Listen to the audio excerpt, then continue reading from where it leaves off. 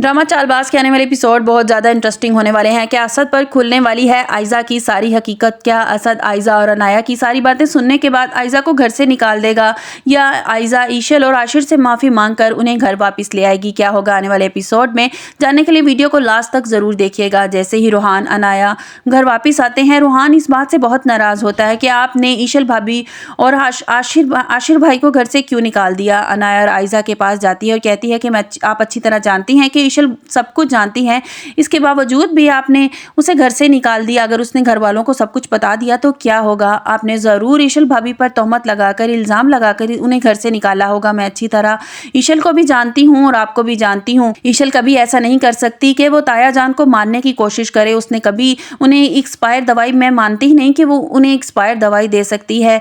आप बताएं कि आपने ऐसा क्यों किया, उन्हें घर से क्यों निकाला? आप क्यों उनकी जान की दुश्मन बन गई हैं? आयजा कहती है, हाँ मैंने ये सब कुछ किया, उस पर इल्ज़ाम लगाया इस घर से निकलवाने के लिए, ताकि वो इस घर से चली जाए, क्योंकि मैं ईशल को इस घर में और बर्दाश्त नहीं कर सकती। मैं इसे हाशिर की ज़िंदगी से भी निकाल दूंगी।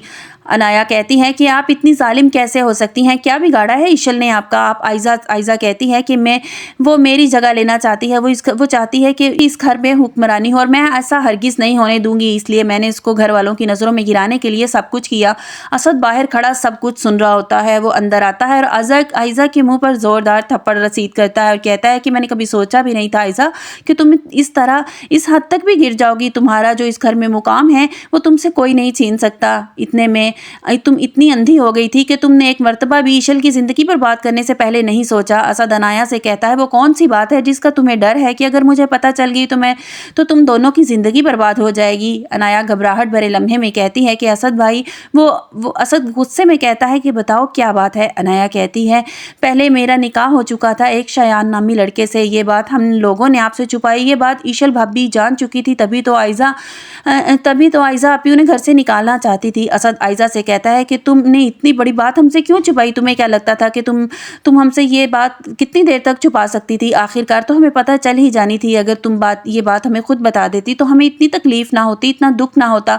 तुम अपने घर को बचाने की खातिर तुम इस हद तक गिर जाओगी? मुझे तो लगता था कि मेरी बीवी रिश्तों की कदर करना जानती है, रिश्तों की अहमियत जानती है। मुझे तुमसे ये बिल्कुल ऐसी उम्मीद नहीं थी। आयजा रोते हुए असद से दोनों हाथ जोड़कर माफ़ी मांगती है और कहती है, असद खुदा का वास्ता मुझे माफ़ कर दो। असद कहता है, निकल जाओ इस घर से, मेरी आंखों के सामने से दूर हो जाओ। आयजा रोते हुए माफ़ी मांगती है और कहती है कि मुझे माफ़ कर दें, मैं ईशल और आशिर से भी माफ़ी मांगने के लिए तैयार हूँ। असद कहता है कि मेरी नज़रों में ईशल का मुकाम, ईशल का रुतबा और भी बढ़ गया है। ये सब कुछ जानने के बाद वजूद भी वो खामोश रही, तुम्हारी ज़्यादतियाँ बर्दाश्त करती रही। चाहती तो घर वालों को सब कुछ बता देती और तुम्हें इस घर से निकलवा देती, लेकिन उसने ऐसा कुछ नहीं किया। आयजा असद से कहती है, मैं ईशल से माफ़ी मांगने के लिए तैयार हूँ, मैं उसके साथ, लेकिन मुझे इस घर से मत निकालें। इतनी देर में वहाँ रूहान आ जाता है। रूहान कहता है, भाई जल्दी चले, बाबा की तबीयत कुछ ठीक नहीं लग रही। वो सब जल्दी से भागकर बाबा के पास जाते हैं। वो नीम बेहोशी में आशिर का नाम ले रहे होते हैं। असद गुस्से से आयजा की तरफ देखता है। आयजा अपने ताया जान से कहती है, ताया जान प्लीज़ हमें माफ़ कर दें, हम अपने मफाद के लिए अपनी खुदगर्जी में इतने अंधे हो गए थे कि हमने नहीं सोचा कि आशिर के यहाँ से चले जाने के बाद आप पर क्या गुजरेगी।